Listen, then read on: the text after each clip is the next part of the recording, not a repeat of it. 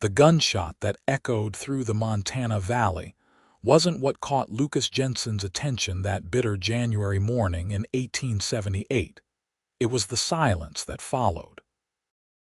He'd been mending a section of fence near the northern border of his property when the sharp crack split the frozen air, sending a pair of ravens fleeing from their perch in a skeletal cottonwood. Lucas straightened, his breath misting before his weathered face as he listened. Nothing. Just the whisper of wind across snow-crusted plains and the distant murmur of the Yellowstone River. He stood there a moment longer, his gloved hands still gripping the wire he'd been working. At 32, Lucas had learned to trust his instincts, and something about that single shot felt wrong. One shot could mean a clean kill or a warning fired. The absence of a second suggested neither a hunting party nor a firefight. Against his better judgment, he gathered his tools and began walking in the direction the sound had come from, leading his bay gelding, Copper, through the ankle-deep snow. The landscape stretched white and unforgiving in every direction, broken only by the dark slash of trees that marked the river and the occasional outcropping of rock. Lucas had carved out his existence here 3 years ago after leaving behind a life that no longer held meaning. His ranch was modest, just enough cattle to keep him fed and housed, enough isolation to quiet the ghosts that had followed him from the war. He preferred it that way. Solitude had become his companion, silence his comfort. 20 minutes of trudging brought him to a shallow ravine where the snow had drifted deeper.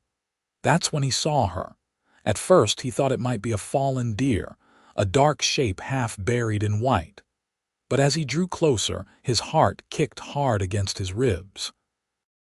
It was a woman, lying motionless on her side, her dark hair splayed across the snow like spilled ink. No horse nearby, no supplies, nothing but her and a revolver lying 3 feet from her outstretched hand. Lucas dropped to his knees beside her, his practiced hands already checking for signs of life. Her skin was ice-cold to the touch, her lips tinged blue, but when he pressed 2 fingers against her throat, he felt it, a faint, thready pulse. She was alive, barely. He didn't waste time on questions. Out here, you acted first and asked later, or you didn't ask at all. Lucas shrugged out of his heavy sheepskin coat and wrapped it around her, then lifted her into his arms. She was light, too light, and even through his gloves, he could feel how cold she'd become. Hypothermia. He'd seen it kill strong men in half the time this woman had likely been lying here. Getting her onto Copper took some maneuvering, but Lucas managed it, holding her against his chest as he urged the gelding into a steady walk back toward the ranch. The journey that had taken 20 minutes on foot felt like an eternity on horseback. He kept checking her breathing, willing her to hold on, wondering what in God's name had brought a woman out here alone in the dead of winter. The ranch house came into view, a sturdy log structure with smoke still wisping from the chimney. Lucas had left a fire burning when he'd gone out that morning, a habit born from practical necessity. Now he thanked every star for it as he dismounted and carried the woman inside. The warmth hit him like a wall, and he kicked the door shut behind him, moving straight to the bedroom. His bedroom, the only one in the small house. He laid her on the bed and immediately began stripping away her wet clothes. There was no room for modesty when death was knocking. Her dress was soaked through, her boots filled with snow. As he worked, he noticed things. The quality of her clothing, well made if worn, a locket around her neck, bruises on her wrists that looked like fingerprints. Once she was down to her undergarments, Lucas piled every blanket he owned on top of her, then stoked the fire in the small stove that heated the room. He knew better than to warm her too quickly. That could kill as surely as the cold. What she needed was gradual heat and something warm in her belly if she woke. He set water to boil for tea and then returned to sit beside the bed, watching her face for any sign of consciousness. In the firelight, he could see her features more clearly. She was young, perhaps mid-20s, with fine bone structure and dark lashes that lay against two pale cheeks. Even in her current state, there was something striking about her, something that made his chest tighten in a way he hadn't felt in years. An hour passed, then two. Lucas alternated between checking on her and preparing soup from the venison he'd put up the week before. He'd learned to cook out of necessity after his wife died, after the fever that had taken her and their unborn child had left him with nothing but an empty house in Missouri and memories that cut like broken glass. That had been 5 years ago, and he'd been running from it ever since. When the sun began its descent toward the western peaks, the woman finally stirred. It started with a twitch of her fingers, then a soft moan that pulled Lucas to his feet. He moved to the bedside just as her eyelids fluttered open, revealing eyes the color of rich soil after rain. "Easy," he said softly, his voice rough from disuse. "You're safe. Don't try to move too fast." Her gaze found his face, confusion clouding her features. Her lips moved, but no sound came out. Lucas reached for the cup of water he'd set on the bedside table and carefully lifted her head to help her drink. She managed a few small sips before falling back against the pillows, exhausted from even that small effort. "My name is Lucas Jensen," he told her. "I found you in the snow about a quarter-mile from here. You've been unconscious for near 3 hours. Can you tell me your name?" She swallowed hard, her eyes closing briefly before opening again. When she spoke, her voice was barely a whisper. "Rose Richardson." "Rose," he repeated, and the name felt right somehow. "Can you tell me what happened, how you came to be out there?" Her face crumpled, and tears began to slide down her temples into her hair. My husband, he." She couldn't seem to finish, her breathing becoming rapid and shallow. All right," Lucas soothed, recognizing the signs of panic. "Don't worry about that now. You need to rest and get warm. We can talk later." But she grabbed his wrist with surprising strength, her eyes wide and desperate. "Is he here? Did he follow?" "There's no one here but us," Lucas assured her. "I saw no tracks but yours, and those led only to where I found you. You're safe here. I give you my word." She searched his face for a long moment, and whatever she saw there must have satisfied her because she slowly released his wrist and nodded. "Thank you," she whispered. "Thank you for finding me. Can you eat something? I've got soup ready." She nodded again, and Lucas helped her sit up enough to manage a few spoonfuls of broth. She fell asleep before finishing half the cup, her body demanding the rest it needed to heal. Lucas settled into the chair beside the bed, prepared to keep watch through the night. He told himself it was just the decent thing to do, that he'd do the same for anyone he'd found half frozen in the snow. But the truth was more complicated, and he knew it. The next morning brought clearer skies and a temperature that climbed just enough to make the world outside a bit less hostile. Rose woke with more color in her cheeks and more strength in her limbs. Lucas had spent the night dozing in the chair, waking every hour to check on her. His back complained about the arrangement, but he ignored it. "How are you feeling?" he asked when her eyes opened and focused on him. "Warmer," she said, and he caught the hint of a smile at the corners of her mouth. "Though I suspect I've claimed your bed. Where did you sleep?" "Right here." He nodded to the chair. "Wasn't going to leave you alone while you were still so weak." She studied him with those dark eyes, and he had the uncomfortable sensation of being truly seen for the first time in years. "You're a good man, Lucas Jensen. Just a decent one, I hope." He stood and stretched, his spine popping. "Think you could manage some breakfast? I can make eggs and biscuits if you're hungry." "That sounds wonderful." She started to push herself up, then realized her state of undress and pulled the blankets higher. A flush crept across her cheeks. My clothes. Hanging by the fire. They were soaked through. I'll bring them once you've eaten. He paused at the doorway. Rose, I need to ask, is someone going to come looking for you? Family, friends, anyone who might be worried? Her expression shuddered and she looked away. No. There's no one. Something in the way she said it told Lucas there was a great deal more to that story, but he didn't push. He simply nodded and went to prepare breakfast, leaving the bedroom door open so he could hear if she needed anything. While the biscuits baked and the eggs cooked, Lucas found himself thinking about the bruises on her wrists, the way she'd asked if he had followed, the fear in her eyes.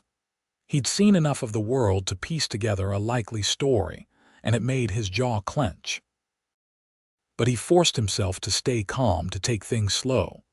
Whatever had happened to Rose Richardson, she was here now and she was safe. That was what mattered. He brought her breakfast on a tray, along with her clothes, now dry and warm from the fire. She ate with the careful deliberation of someone who hadn't had a proper meal in days, and Lucas pretended not to notice the way her hands shook slightly or the grateful sound she made at each bite. "These are delicious," she said after finishing half the plate. "You're a good cook." Necessity teaches a man many things. He leaned against the doorframe, his arms crossed loosely. "Rose, I don't mean to pry, but I need to understand the situation. You mentioned a husband. Is he the reason you were out there?" She set down her fork, her appetite apparently fleeing. For a long moment she didn't speak, just stared at the remaining food on her plate. When she finally looked up, her eyes were bright with unshed tears. "His name was Gerald Richardson. We married 2 years ago in Denver, I thought." She laughed, but there was no humor in it. "I thought I was getting a good man, someone stable and kind. He seemed that way during our courtship. But after the wedding, things changed. He changed, or maybe he just stopped pretending to be someone he wasn't." Lucas said nothing, just listened, giving her the space to tell her story. "It started small, criticisms about my cooking, my clothes, how I kept the house. Then it became shouting, then worse." She touched her wrist unconsciously.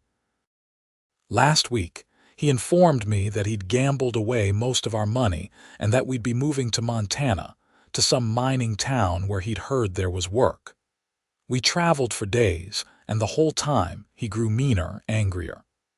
2 nights ago, we stopped to make camp near the river. He'd been drinking and She swallowed hard.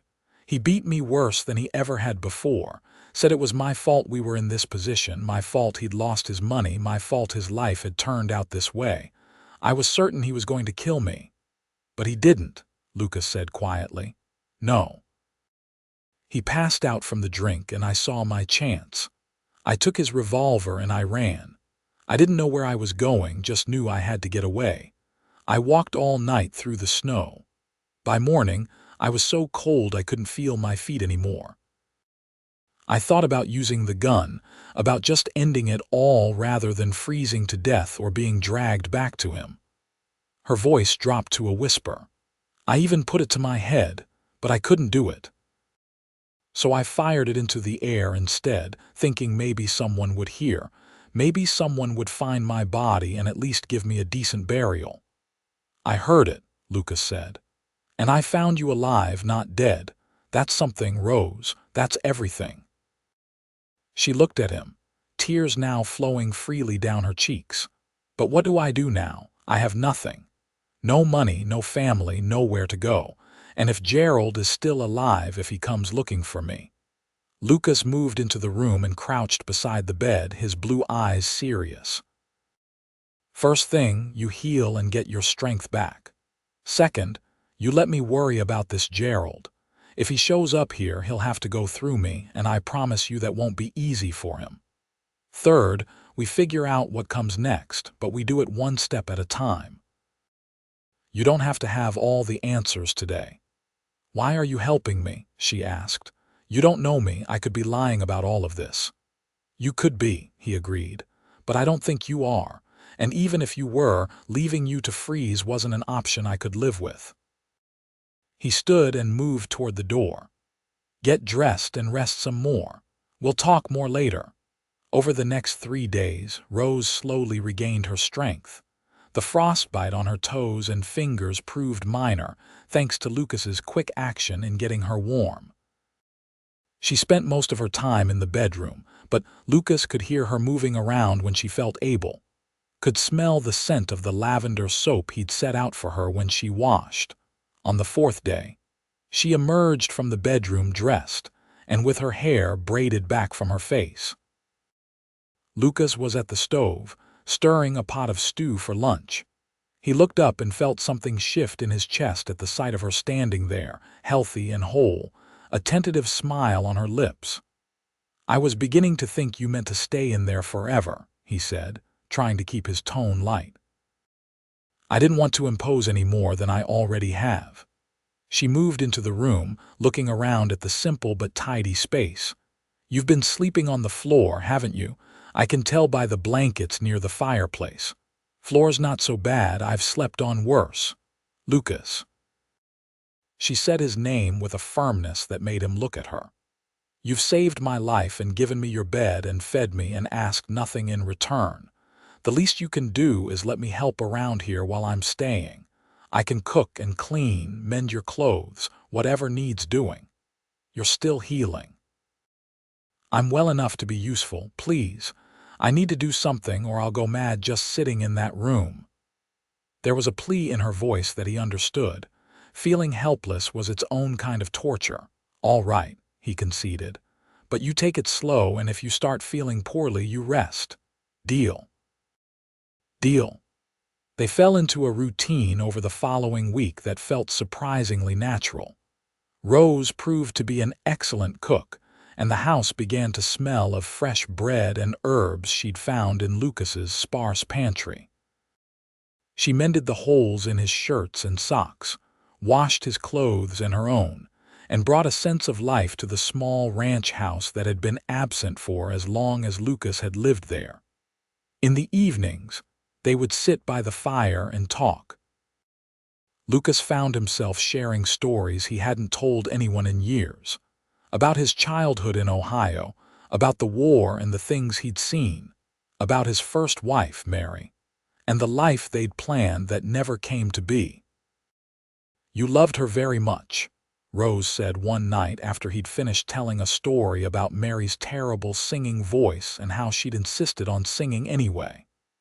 "I did," Lucas admitted, "but she's been gone 5 years now and I've made my peace with it. She wouldn't have wanted me to spend my life grieving." "Do you think you'll ever marry again?" The question caught him off guard, and he looked at Rose, really looked at her. In the firelight, with color back in her cheeks and life in her eyes, she was beautiful. More than that, she was easy to be with, easy to talk to.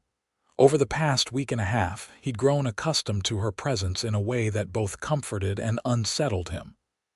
"I never thought I would," he said honestly. "Seemed easier to just be alone. But lately, I've been reconsidering what easy really means." Rose held his gaze for a long moment, and he saw the same awareness in her eyes that he felt in his chest. Something was growing between them, something neither of them had planned but both recognized. Then she looked away, her hands twisting in her lap. "I'm still married," she said quietly. "Even if Gerald was the worst mistake I ever made, even if I hope never to see him again legally, I'm his wife. Legally, maybe. But in every way that matters, you left that life behind when you walked away from his camp. You don't owe him anything, Rose, not loyalty, not consideration, nothing. The law might see it differently. The law isn't here. We are, and out here what matters is what's right, not what's legal." She turned back to him, her eyes searching his face. "What are you saying, Lucas?" He hadn't meant to have this conversation now, hadn't meant to let his feelings show so clearly. But sitting there with her, seeing the hope and fear warring in her expression, he couldn't hold back. "I'm saying that I haven't felt this alive in 5 years. I'm saying that having you here has shown me what I've been missing, living alone like I have been. I'm saying that if you wanted to stay, not just until you figure out what to do next, but stay for good, I'd welcome it. I'd welcome you." Rose's breath caught and tears welled in her eyes. "Lucas, I can't ask that of you. I come with nothing but trouble. Gerald could show up any day. I have no money, no way to contribute to this ranch beyond cooking and cleaning. You'd be taking on a burden." "You let me decide what's a burden and what's a blessing," he said, reaching out to take her hand. Her fingers were warm now, no trace of the ice-cold skin he'd first touched. "I'm not asking for an answer tonight. I just want you to know that the option is there if you want it." She squeezed his hand and a tear slipped down her cheek. "You're a rare man, Lucas Jensen. I need to think about this, about what it would mean." "Take all the time you need," he assured her. But time, as it turned out, was a luxury they didn't have. 2 days later, Lucas was out checking on his small herd of cattle when he spotted a rider approaching from the south. His hand instinctively went to the rifle on his saddle, but he kept it there, just resting, not drawing. As the rider drew closer, Lucas sized him up. Mid-30s, unkempt, with the look of a man who'd been traveling hard. Something about the set of his jaw and the way his eyes scanned the property set Lucas's teeth on edge. The man reined in his horse a good 20 feet away, his own hand near his holstered pistol. "You Jensen?" "I am. What's your business?" "Name's Richardson. Gerald Richardson. I'm looking for my wife, dark-haired woman about 25 years old. She ran off nearly 2 weeks ago and I tracked her this direction. You seen anyone like that?" Every muscle in Lucas's body tensed, but he kept his expression neutral. "Can't say I have. Not many folks pass through here this time of year." Gerald's eyes narrowed. "That's funny, because I found our camp not 3 miles from here and her tracks led toward this property. Now I'm going to ask you again, and I'd appreciate the truth. Have you seen my wife?" Lucas's mind raced. He could deny it again, but if Gerald had tracked Rose this far, he likely wasn't going to give up easily. And if he decided to search the ranch house while Lucas was out here, Rose would be alone and vulnerable. "Suppose I have," Lucas said carefully. "What of it? What of it?" Gerald's voice rose. "She's my wife, that's what of it. And if you've been harboring her, keeping her from me, that's a crime. The only crime I see is a man who beats his wife until she'd rather freeze to death than stay with him." Lucas's voice was cold as the winter air. "I found her half dead in the snow. She told me what you did to her." "She's a liar," Gerald spat. "She ran because she knows she's not fit to be a wife, knows she can't do anything right. I was just trying to teach her to make her better. By beating her, by leaving bruises on her skin." Lucas shook his head. "You're not taking her anywhere, Richardson. She doesn't want to go with you, and I'm not going to let you force her." Gerald's hand moved to his pistol. "You're interfering in a man's marriage.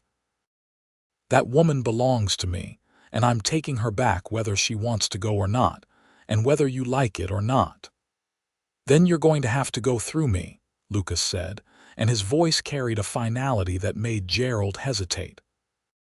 For a long moment, the two men stared at each other, the tension thick enough to choke on. Lucas knew he had the advantage in a straight fight. He was younger, healthier, and sober, while Gerald looked like he'd been drinking and sleeping rough for days. But he also knew that desperate men were dangerous men. "This isn't over," Gerald finally said, but Lucas could hear the uncertainty creeping into his voice. "I'll be back, and I'll have the law with me if I need to." "You do that. Go to Fort Benton.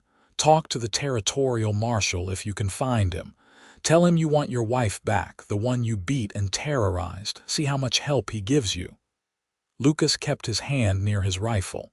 "But until then, you need to leave my property. Now." Gerald's jaw worked, his face reddening with rage. But he turned his horse and spurred it back the way he'd come, throwing one last venomous look over his shoulder. Lucas watched until he disappeared over a rise, then immediately turned copper toward the house, his heart pounding. Rose was standing at the window when he burst through the door, her face pale. "I saw him," she whispered. "He found me. He's gone for now, but he'll be back." Lucas moved to her, taking her gently by the shoulders. "Rose, listen to me. He can't legally force you to go with him if you don't want to. Marriage doesn't give a man the right to abuse his wife, no matter what some might think. But the law out here is thin, and I don't know if we can count on it to protect you." "Then what do I do?" Her voice shook. "I can't keep running forever." "You don't run. You stand your ground, but we need to make your position stronger." An idea was forming in Lucas's mind, one that was probably crazy but felt right nonetheless. "Rose, I know this is sudden, and I know it's not the most romantic proposal, but hear me out. If you married me, legally married me, you wouldn't be Gerald's wife anymore. You'd be mine, and I'd have every right to defend you as my own." She stared at him, her mouth opening and closing. "Lucas, you can't. That's not how divorce works. I'd still be married to Gerald. Common law marriage is recognized in Montana territory. If we present ourselves as husband and wife, live as husband and wife, we are husband and wife in the eyes of the law. It might not hold up if challenged in a big city court, but out here, it's enough. And more than that, it means Gerald would have to fight me for you, and I can promise you he'd lose that fight. You do that. You'd marry me just to keep me safe." Lucas cupped her face in his hands, looking into those dark eyes that had haunted his thoughts since the day he'd found her. "I'd be lying if I said it was just about keeping you safe. These past 2 weeks with you, Rose, they've been the best I've had in 5 years.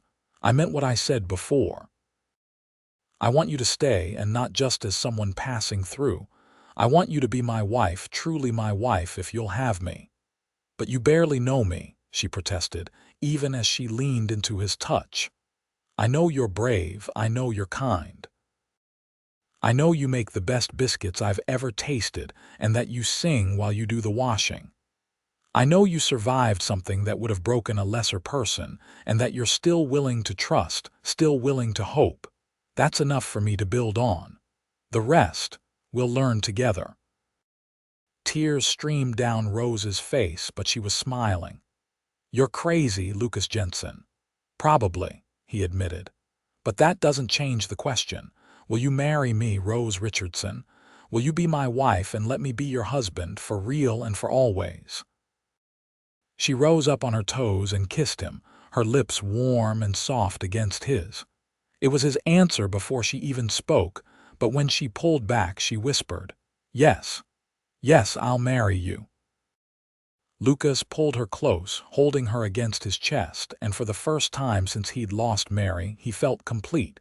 But the moment was brief, broken by the reality of their situation. "We need to move fast," he said. "The closest town is Virginia City, about a day's ride from here. We can find a preacher there, get properly married with a certificate and witnesses. Once that's done, Gerald won't have any legal claim to you." "A day's ride means we'd be away from the ranch overnight," Rose said. "Is that safe? What about your cattle?" "The cattle will keep for a couple of days. This is more important." He released her and began pulling supplies from the cupboard. "We'll leave within the hour. Bundle up warm and pack light. We'll take Copper and my other horse, make better time that way." They worked quickly and efficiently, gathering what they needed for the journey.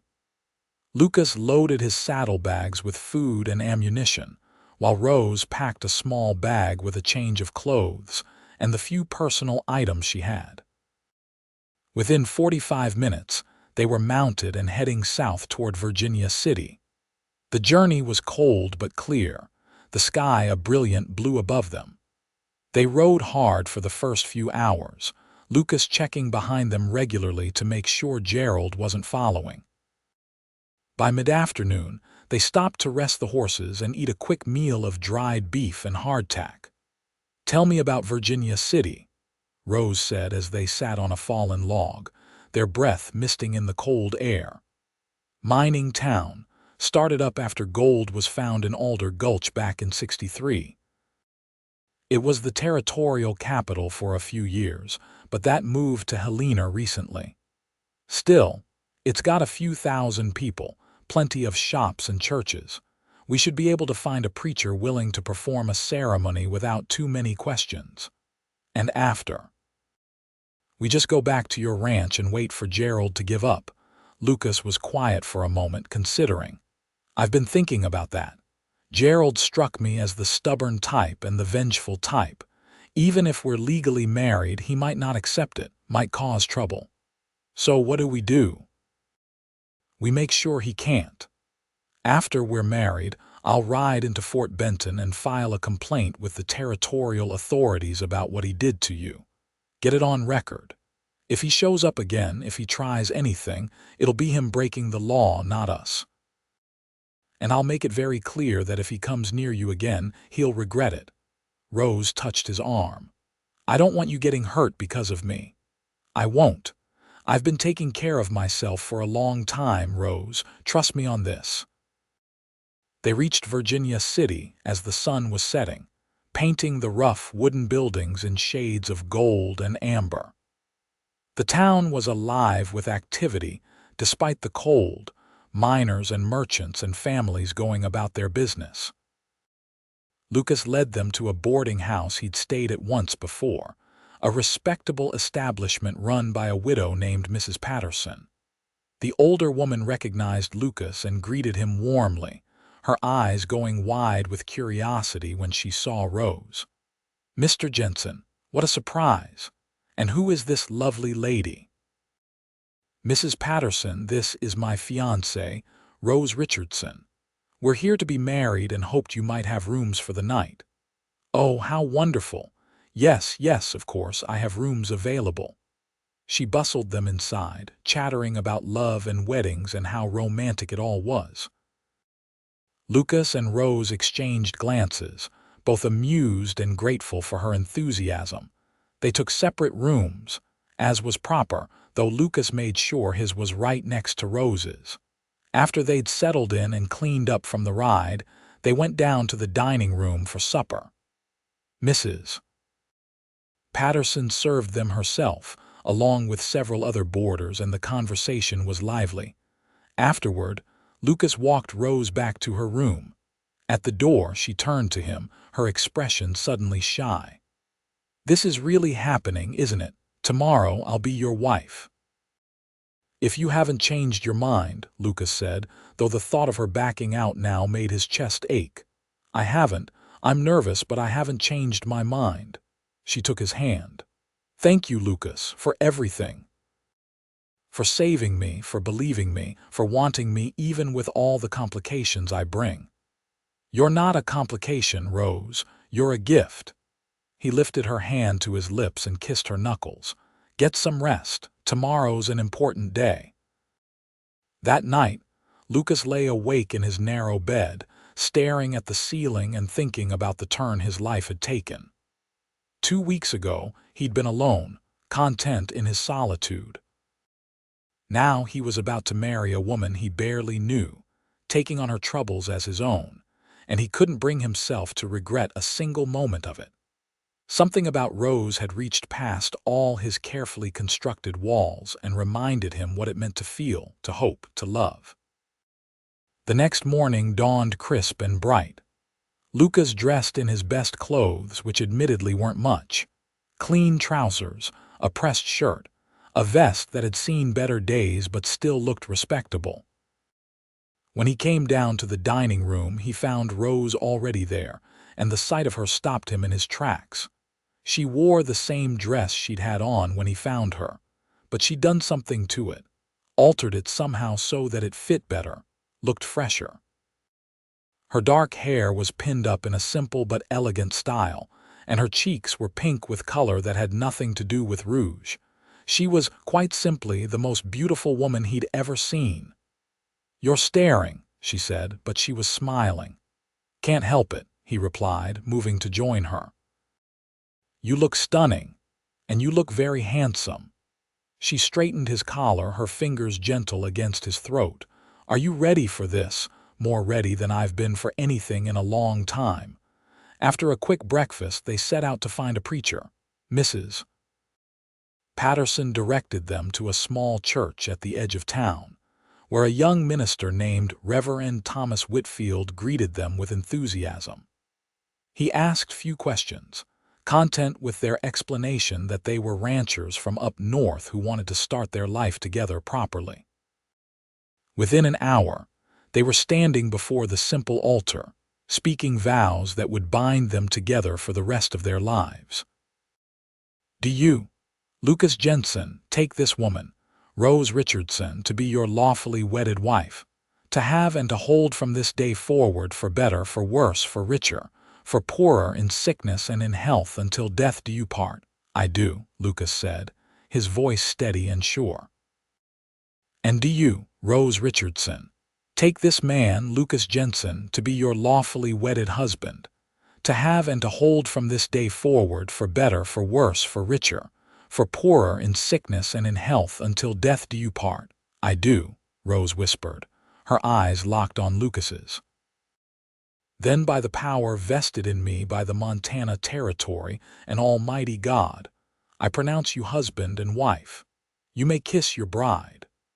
Lucas cupped Rose's face in his hands and kissed her gently, reverently, sealing their promises with a tenderness that made Reverend Whitfield smile. When they pulled apart, they were both grinning like fools, and Rose's eyes were bright with happy tears. They signed the marriage certificate. Along with 2 witnesses the Reverend had pulled in from the street and paid the modest fee. Walking out of that church as husband and wife felt surreal to Lucas, but also perfectly right. "Mrs. Jensen," he said, testing out the name. "Mr. Jensen," she replied and laughed. "It's strange, isn't it? But good strange." They spent the rest of the day exploring Virginia City, buying a few supplies they needed and enjoying the rare pleasure of each other's company, in a place that wasn't threatened by Gerald or isolation or cold. They ate lunch at a small restaurant, and Lucas bought Rose a bolt of fabric she'd admired in a shop window, insisting that she deserved something pretty. That evening, back at the boarding house, they sat in the small parlor and talked about their plans. "I'll ride to Fort Benton in a few days," Lucas said. "File that complaint, make sure everything's official, but first I want to get you home and settled." "Home," Rose repeated softly. "I like the sound of that. Your ranch, our ranch, is home now." "Our ranch," Lucas agreed, and he took her hand. "Rose, I know this marriage started as a practical arrangement, a way to keep you safe. But I want you to know that for me, it's more than that. These feelings I have for you, they're real. I'm not asking you to feel the same way right now, but I hope that in time, maybe you could." She squeezed his hand. "Lucas, I already do. Maybe I shouldn't, maybe it's too soon, but when I look at you, I feel safe. I feel cherished. I feel like I matter to someone for the first time in years. That's more than I ever dreamed of having." He leaned in and kissed her, deeper this time, with a passion that had been building since the day he'd pulled her from the snow. She responded in kind, her arms coming up around his neck, and when they finally broke apart, they were both breathing hard. "Should we?" Lucas gestured upward toward the rooms. Rose bit her lip, then nodded. "We're married now, properly married. I want this to be real in every way." They went upstairs together to Lucas's room, and that night they consummated their marriage with a gentle urgency that spoke of new beginnings and hard-won hope. Afterward, lying in each other's arms, Rose whispered, "I never thought I could feel this way again. Safe, happy, loved." "You are loved," Lucas told her, kissing her forehead. "And you always will be." They stayed in Virginia City for one more day, just to be sure, then began the journey back to the ranch. The ride was easier this time, both of them relaxed and content, secure in their new status. They talked and laughed, making plans for the future, for what they'd plant in the spring, for how they might expand the herd. But as they crested the final rise and the ranch came into view, Lucas's good mood evaporated. Smoke was rising from behind the barn, dark and thick. He spurred Copper into a gallop, Rose right behind him, his heart sinking as he took in the scene. The barn was on fire, flames licking up the sides and consuming the hay stored inside. His cattle were milling around in panic, and standing in front of the burning structure, watching with grim satisfaction, was Gerald Richardson. Lucas didn't think, just acted. He leaped from Copper and charged at Gerald, tackling him to the ground before the other man could react. They grappled in the dirt, trading punches, and Lucas felt a savage satisfaction at the crunch of Gerald's nose under his fist. "You bastard!" Gerald shouted, trying to throw Lucas off. "You stole my wife. She was never yours, not really." Lucas hit him again, years of pent-up rage and grief and frustration pouring out. "You beat her, terrified her, drove her away." Gerald managed to land a punch to Lucas's ribs, and the pain gave him the opening to roll away and scramble for his gun. But Rose was faster. She dismounted and grabbed Lucas's rifle from his saddle, and now she stood with it pointed directly at Gerald. "Don't," she said, her voice cold and steady. "Don't you dare reach for that gun, Gerald." He froze, his hand hovering over his holster, his eyes wide as he looked at her. "Rose, you can't be serious. You're my wife, you belong to me." "I was your wife," she corrected. "But you ended that when you raised your fists to me the first time. I'm Lucas's wife now, legally and in every other way, and if you ever come near me again, I swear I will shoot you myself." Lucas got to his feet, breathing hard, blood dripping from a split lip. He moved to stand beside Rose, presenting a united front. "The barn can be rebuilt. My cattle are fine. But you need to leave now, Richardson, and never come back, because next time I won't stop with just a beating." Gerald looked between them, and Lucas saw the moment the fight went out of him. He'd lost, and he knew it. Slowly, he got to his feet and stumbled toward his horse, mounted awkwardly with his broken nose bleeding down his shirt. "This isn't over," he tried one last time, but the words rang hollow. "Yes, it is," Lucas said. "It's been over since the moment Rose walked away from you. Go home, Richardson. Find someone else to torment if you can stomach who you've become." They watched as Gerald rode away, neither of them lowering their guard until he was completely out of sight. Then Rose lowered the rifle and let out a shaky breath. "Is he really gone?" "For now. And by the time I'm done filing reports in Fort Benton, he won't dare show his face around here again." Lucas took the rifle from her and set it aside, then pulled her into his arms. "Are you all right?" "I think so. My hands are shaking. You were incredibly brave, and you looked fierce as hell holding that rifle." She laughed, a bit hysterically, and then started to cry. Lucas held her, letting her release all the fear and tension and emotion, his hand stroking her hair. Behind them, the barn continued to burn, but they'd deal with that. They'd deal with all of it together. Over the next few weeks, they settled into their new life as husband and wife. The barn fire had destroyed some of Lucas's winter hay stores, but not all of them, and his cattle had survived unscathed. He rode to Fort Benton as promised and filed a formal complaint against Gerald Richardson, detailing the abuse and the arson. The territorial marshal took notes and assured Lucas that if Richardson showed up again, he'd be arrested. But Gerald didn't show up. As the weeks turned into months, it became clear that he'd finally accepted defeat and moved on. Rose slowly began to relax, to trust that she was truly free of him. And as winter gave way to spring, the ranch came alive with new growth and new possibilities. Rose proved to be a natural with the ranch work. quick to learn and willing to get her hands dirty. She helped Lucas plant a garden, tended to the cattle, and even learned to ride well enough to help with the herd. At night, they would fall into bed exhausted but content, and Lucas marveled at how quickly she'd become essential to his life. One evening in late April, as they sat on the porch watching the sun set over the mountains, Rose turned to him with a thoughtful expression. "I've been thinking about the future, about what we want to build here." "What about it?" Lucas asked, his arm around her shoulders. "I want children," she said simply. "I want a family with you, Lucas. Is that something you'd want too?" He thought of Mary, of the child they'd never had the chance to raise, and felt the old grief stir. But it was gentler now, tempered by time and by the new love he'd found with Rose. "I'd like that very much," he said. "I'd like to fill this house with the sound of children's laughter." She smiled and kissed him. "Good, because I think we might be on our way to making that happen." It took Lucas a moment to understand what she was saying, and when he did, his eyes went wide. "You mean, I think so. It's early yet, but I've been feeling different and I'm late," and she laughed at his stunned expression. "Are you happy?" "Happy." He pulled her into his lap, holding her close. "Rose, I'm over the moon.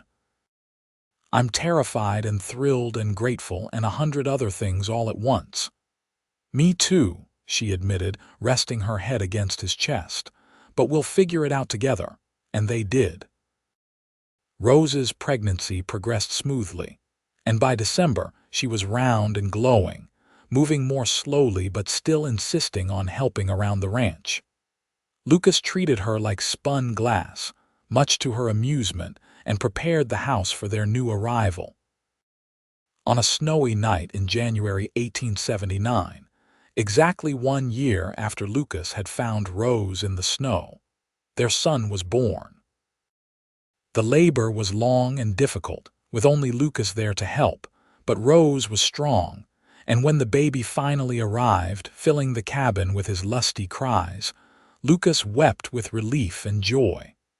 "He's perfect," Rose whispered, exhausted but radiant as Lucas placed their son in her arms.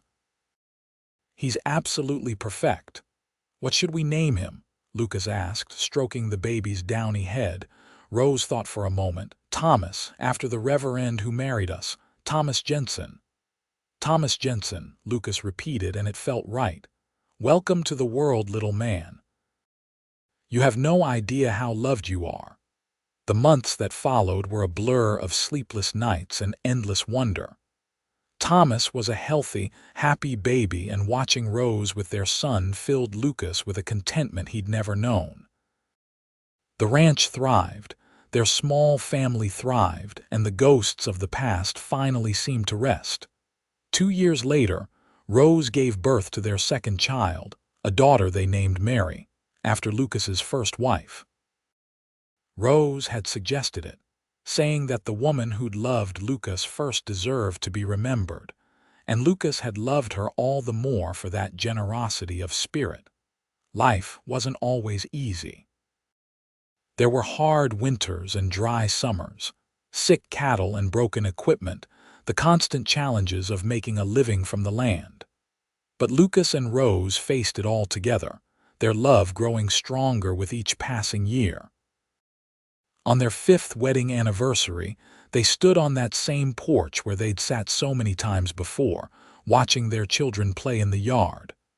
Thomas was 4 now, a sturdy boy with his father's blue eyes and his mother's dark hair. Mary was 2, all energy and laughter. "Do you ever think about that day I found you?" Lucas asked, his arm around Rose's waist. "Every day," she said. "I think about how close I came to dying and how you saved me, not just my life but my whole future. Everything good in my life now started in that moment. I was just in the right place at the right time." "You were exactly where you needed to be," she corrected. "We both were, and look what we've built from that terrible, wonderful day." Lucas looked at their ranch, at their children, at the woman beside him who'd become his whole world. "It's more than I ever dreamed of having," he said. "You're more than I ever dreamed of having." Rose turned in his arms and kissed him, sweet and deep, a kiss that still made his heart race even after 5 years.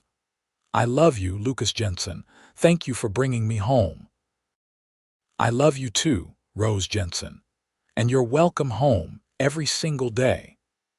As the sun set over the Montana mountains, painting the sky in brilliant shades of orange and pink, the Jensen family went inside for supper, closing the door on another good day in a life full of them. The loneliness that had once defined Lucas's existence was a distant memory, replaced by the warmth of family, the joy of love, and the profound gratitude for a single gunshot heard on a frozen winter morning. The years continued to pass in a gentle rhythm of seasons and growth. Thomas grew into a responsible young man who loved the ranch as much as his father did, while Mary proved to be as stubborn and spirited as her mother. In 1885, Rose gave birth to twin boys, Samuel and Daniel, who brought chaos and delight in equal measure to the household. Lucas expanded the ranch bit by bit, buying adjacent land when it became available, building a larger barn to replace the one Gerald had burned, adding rooms onto the house to accommodate their growing family. Rose created a home that was warm and welcoming, a place where neighbors felt comfortable dropping by, where children's laughter echoed off the walls, where love was as plentiful as the Montana sky was wide. They never heard from Gerald Richardson again. Lucas eventually learned through a chance conversation in Virginia City that Gerald had died in 1881, killed in a mining accident in Idaho Territory. When he told Rose, she felt neither grief nor satisfaction, just a quiet sense of closure. That chapter of her life was truly finished.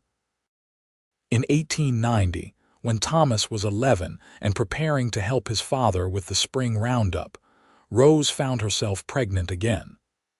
At 37, she hadn't expected to have another child, but she and Lucas welcomed the surprise with joy.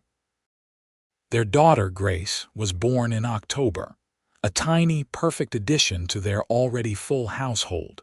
Through it all, through the joys and sorrows, the triumphs and setbacks, Lucas and Rose remained deeply in love. They still sat on their porch in the evenings when weather permitted, still talked for hours about everything and nothing, still looked at each other with the same wonder and gratitude that had marked their early days together. On their 20th wedding anniversary in January 1899, their children threw them a party. The house was full of friends and neighbors, all celebrating the couple who'd become a cornerstone of their community. Lucas and Rose danced in the middle of their living room, moving slowly to music played on Thomas's fiddle, and everyone could see the love that flowed between them. Later that night, after everyone had gone home and the children were in bed, Lucas and Rose lay together in the darkness, listening to the winter wind howl outside their window. 20 years, Rose mused. Sometimes it feels like a lifetime, and sometimes it feels like yesterday that you found me in the snow. Best decision I ever made, riding toward that gunshot, Lucas said. Best decision I ever made, pulling that trigger instead of just giving up. She rolled to face him, her hand on his chest over his heart. I've been happy, Lucas, truly happy. I want you to know that. I know. I've been happy too, Rose, happier than I ever thought possible. Promise me something, she said softly. Anything. Promise me that no matter what happens, no matter how many years we get or don't get, you'll remember this. Remember how much we loved each other, how much joy we found together. I promise, he said, pulling her close, though I'm planning on us having many more years to keep making memories. And they did. Lucas and Rose Jensen lived long, full lives, surrounded by their children and, eventually, their grandchildren. They saw Montana become a state in 1889, saw the old Wild West gradually give way to a more settled, civilized place. But their love remained wild and free, untamed by time or circumstance. Thomas took over the ranch when Lucas grew too old to manage it alone, running it with the same care and dedication his father had shown. Mary married a doctor from Billings and gave Rose and Lucas their first grandchildren. The twins became businessmen, opening a successful mercantile in Virginia City. And Grace, their youngest, became a teacher, educating the children of the growing community. On a warm summer evening in 1920, Lucas Jensen passed away peacefully in his sleep at the age of 74, with Rose holding his hand. He'd lived to see automobiles and airplanes, to see the world change in ways he'd never imagined. But what he treasured most in his final moments was the life he'd built with the woman he'd pulled from the snow 42 years earlier. Rose followed him 2 years later, her heart simply giving out one morning as she sat in her favorite chair on the porch, looking out at the land she and Lucas had made their own. She was 69 years old and had lived to see 23 grandchildren and 12 great-grandchildren. She died with a smile on her face, and those who knew her said she looked like she was seeing something wonderful. The Jensen Ranch remained in the family for generations, a testament to the love story that had started with a single gunshot on a frozen morning. And sometimes, on quiet winter nights when the snow fell soft and thick, those who lived there swore they could hear the echo of laughter from long ago, the sound of two people who'd found each other against all odds and built a legacy of love that would endure long after they were gone. In the end, it wasn't the hardship or the danger or the struggles that defined Lucas and Rose Jensen's story. It was the simple, profound truth that love, when given freely and nurtured carefully, could transform everything. A lonely cowboy had found more than just a freezing woman near his land that January day in 1878. He'd found his purpose, his joy, his home. And in saving her life, she'd saved his too, bringing him back from the isolation he'd wrapped around himself like armor, and showing him that being alone and being at peace were two very different things. Their children made sure the story was passed down through generations, a reminder that sometimes the best things in life come from the most unexpected moments, that courage and kindness can change the course of a life, and that true love, once found, is worth fighting for with everything you have. The Jensen family thrived in Montana for over a century, each generation adding their own chapter to the story, but always remembering the foundation that Lucas and Rose had built. One cold winter day when a gunshot echoed across the valley and brought two lonely souls together in a love that would last forever.